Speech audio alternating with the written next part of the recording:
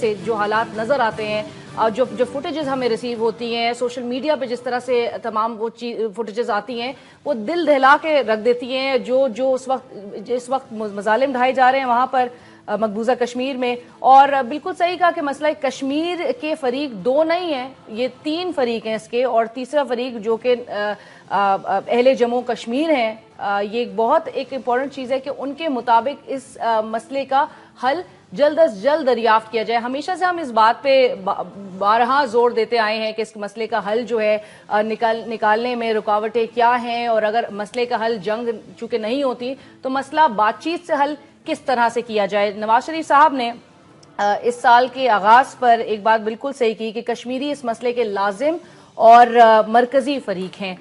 تو ہم اس حوالے سے ضرور دیکھنا چاہتے ہیں کہ جو کمیٹیز تشکیل دی جاتی ہیں اور جو ڈیلیگیشنز ہوتے ہیں اس میں کشمیریوں کی ریپرزنٹیشن کس حد تک ہوتی ہے.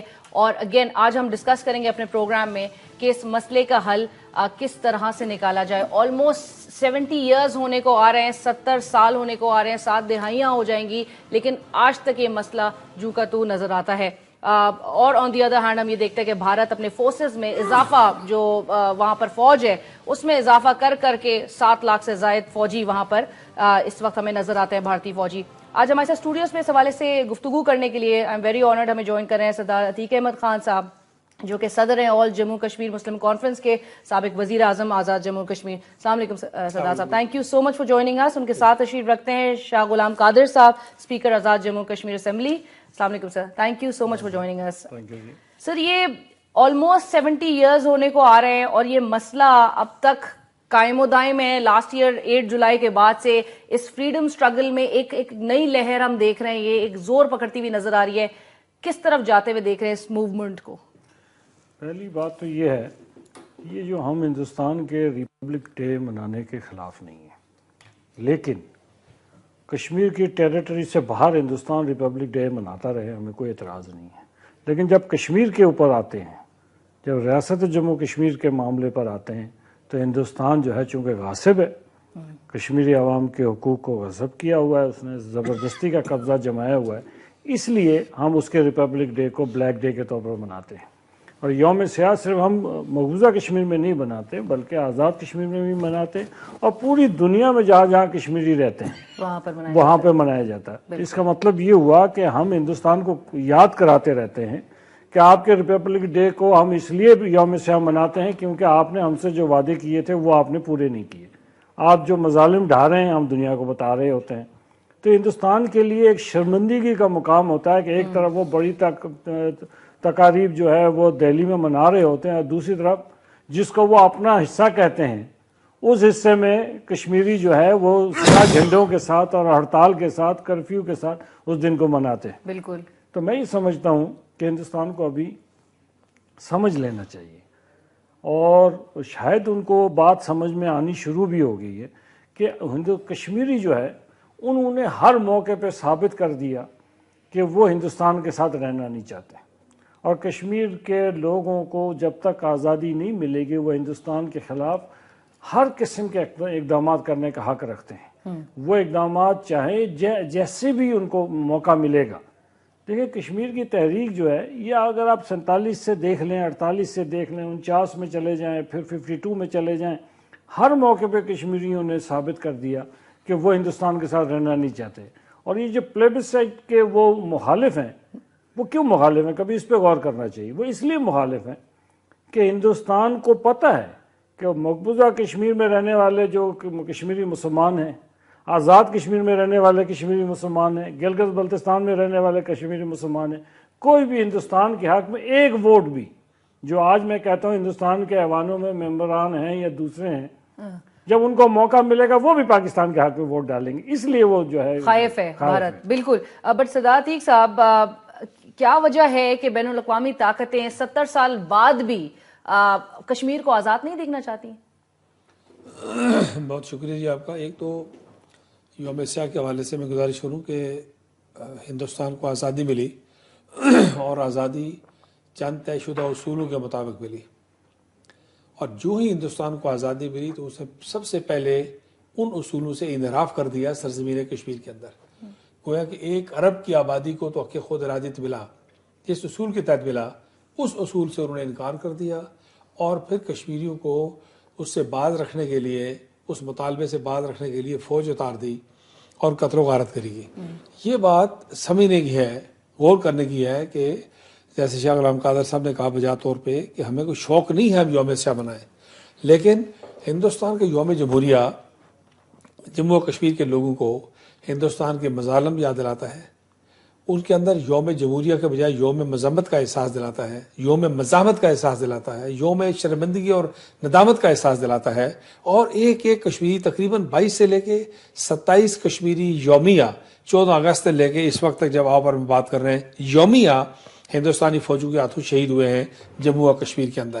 ایک علاقے پر اس نے قبضہ کیا ہوا ہے، بین الاقوامی سطح پر جو وعدے کیے ان سے انحراف کیا ہے۔ اس لیے اس پہلو کو جب آپ غور کرتے ہیں تو ہم بالکل حق بجانب ہیں۔ سرزمین کشمیر جو ہے وہ ہندوستان کے سیاسی مزاج کے ٹیسٹ کی بہترین جگہ ہے۔ دنیا کو جا کے نا برازیل کو انٹرنیٹ پہ نہیں آپ ہندوستان کی ساکی پڑھ سکتے، آپ سکائپ پہ اور ویڈیو کانفرنسنگ کے ذریعے نہیں معلوم کر سکتے کہ آپ کا میرا مزاج کیسا ہے۔ آپ اور میں اکٹھے رہیں تو معلوم ہوتا ہے۔ تو مغربی دنیا کو ہندوستان کو جاننے کے لیے کشمیریوں سے پوچھیں کہ جن کے ساتھ وعدے کیے، ٹیلی گرامز دیے، تحریریں کی، اور جواہر لال نہرو کہتے ہیں کہ فورسڈ میرجز پہ یقین نہیں رکھتے۔ میرا یہ وعدہ کشمیریوں کے ساتھ ہے، ہندوستانیوں کے ساتھ ہے، ریجن کے ساتھ ہے، عالمی برادری کے ساتھ ہے، اور سارے وعدوں کو آپ پامال کرتے ہیں اور آپ سیکورٹی کونسل کا ممبر بننا چاہتے ہیں۔ آج جو آپ نے کہا دوسرے مرحلے میں کہ عالمی برادری کشمیر کو آزاد نہیں دیکھنا چاہتی، ایسا نہیں ہے۔ عالمی برادری کے مفادات میں تغیر و تبدل ہوتا ہے، ہمارے مفادات میں بھی تغیر و تبدل ہوتا ہے، ہندوستان کے مفادات میں بھی ہوتا ہے۔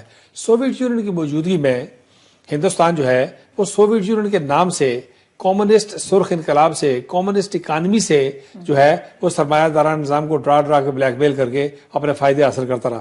جب سوویت یونین ڈسممبر ہو گیا تو اب جو چین کی بوگی ہے اس کو سیل کر رہے ہیں کہ گویا کہ وہ چین کو کنٹین کر رہا ہے، اور مغربی دنیا کو معلوم ہونا چاہیے کہ ابھی اگلے دن جو چائنیز نے آفیشیل سٹیٹمنٹ جاری کی ہے that should work as an eye opener for the western media and the policy makers. انہوں نے کہا کیا ہے، نریندر مودی نے کہا کہ ہم اسٹرائک کر سکتے ہیں، جی ہندوستانی چیف نے کہا ہم پڑوس ملکوں میں جا سکتے ہیں۔ چین نے واپس کیا کہا؟ یہ جملہ پاکستان کے میڈیا کو، سیاستدانوں کو چاہیے سرکاری غیر سرکاری طور پر اس کو وظیفے کے طور پر پڑھیں، ہر روز پڑھیں۔ یہ 2 سیکنڈ کا شارٹ ہے۔ چائنیز سرکاری ایجنسی نے کہا ہے، فارن آفس نے، کہ ہم 48 گھنٹے کے اندر دہلی کے چاندنی چوک میں موٹر سائیکلوں پر بیٹھ کر جائیں گے، نمبر 1، اور 10 گھنٹے ہمیں چاہیے ہم اپنے طیارے لے کے ہندوستان کے اندر پرواز کریں گے، مطلب 5-6 گھنٹے چاہیے ہندوستان کی فضائیوں کو مارنے کے لیے، ختم کرنے کے لیے۔ یہ انہوں نے آفیشیل سٹیٹمنٹ جاری کیا ہے ہندوستان کے جواب میں۔ یہ ہے ہندوستان کی حیثیت۔ کشمیریوں کو مارنا، 8 لاکھ فوج لے کے قتل و غارت گری کرنا، تو دنیا جو ہے آج ساری دنیا کے کیپٹلز میں دنیا کو بلیم کرنے کے لیے تیار نہیں ہوں، میں اس معاملے میں آپ سے معذرت چاہتا ہوں۔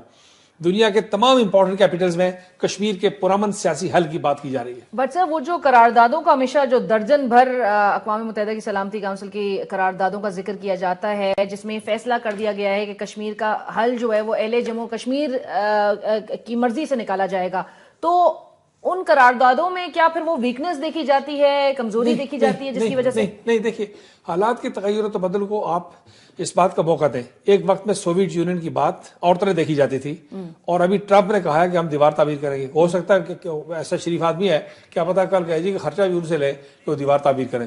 مطلب ہے دنیا کے نظام میں جو تبدیلی آتی ہے اس میں ہمیں اپنی ایک مستقل پالیسی کو، طے شدہ پالیسی کو لے کے چلنا ہے۔ پاکستان کی حکومتوں کی ایک ذمہ داری ہے، میں یہاں پاکستان کی بات نہیں کرتا، میں یہاں پاکستان کی فوج کی بات نہیں کرتا، پاکستان کی عوام اور پاکستان کی افواج کی پالیسی روز اول سے قائد اعظم کی پالیسی ہے، لیکن حکومتوں کی پالیسی میں جو تغیر و تبدل آتا ہے اس سے نقصان پہنچتا ہے، شدید نقصان پہنچتا ہے۔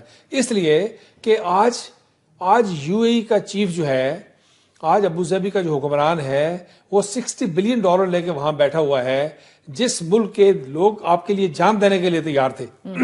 اس میں ہندوستان کو بلیم مت کریں، ان کی فارن پالیسی کا مارجن دیں ان کو، آپ یو اے کو بلیم مت کریں، ان کے مفادات کو دیکھیں، آپ اپنی فارن پالیسی کو دیکھیں، آپ اپنی پالیسیز کو دیکھیں۔ تو یہ جو دنیا آج جہاں کہیں ہے، ایک تو سارے ساؤتھ ایشیا کا نقشہ تبدیل ہو رہا ہے، ساری پالیسیز چینج ہو رہی ہیں، لیکن اس میں ہمیں کشمیر کو ریلیونٹ رکھنا ہے، کشمیر کو ایکٹیو رکھنا ہے۔ برہان وانی کی شہادت کے بعد کشمیر میں بے پناہ قربانیاں ہو رہی ہیں، 7-8 مہینے کا کرفیو جو ہے دنیا کی تاریخ میں نئی چیز ہے۔ اس لیے آپ کو اور ہمیں اس بات پر پہرا دینا ہے کہ ہمیں کشمیر کی تحریک کو ان حالات میں کیسے آگے لے کے چلنا ہے، اس کے لیے نئی اسٹریٹجی ایوالو کریں۔ رائٹ.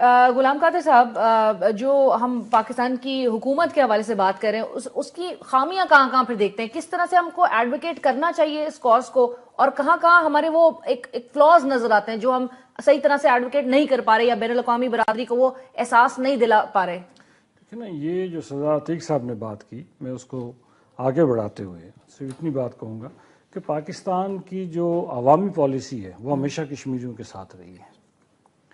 پاکستانی فوج کی جو پالیسی رہی ہے وہ ہمیشہ رہی ہے. پاکستان کے جب حکمران تبدیل ہوتے رہے، فرض کریں ریسنٹ اور لمبی ہسٹری میں نہیں جاتے، پاکستان کے سابق حکمران جنرل مشرف صاحب، انہوں نے پاکستان کی اسٹیٹڈ پالیسی سے ہٹ کے 4 پوائنٹ فارمولا دے دیا. بالکل. اب وہ فارمولا اگر کوئی اور دے دیتا تو اس پہ تو شاید ڈسکشن ہو سکتی تھی، لیکن چونکہ صدر پاکستان کے لیول پہ دیا گیا تو اس کا فائدے کی بجائے ہمیں نقصان پہنچا، اس لیے کہ ہندوستان نے اس کو رسپونڈ ہی نہیں کیا. تو اسی لیے ہم یہ کہتے ہیں کہ جو پاکستان کی اسٹیٹڈ پالیسی ہے اس پالیسی کو برقرار رکھنا چاہیے، اور وہ اسٹیٹڈ پالیسی یہ ہے کہ اقوام متحدہ کی قراردادوں کے مطابق کشمیریوں کو حق دیا جائے کہ وہ اس پہ اپنا حق رائے دہی کا استعمال کریں. اس حکومت نے، نواز شریف صاحب کی پاکستان مسلم لیگ نون کی حکومت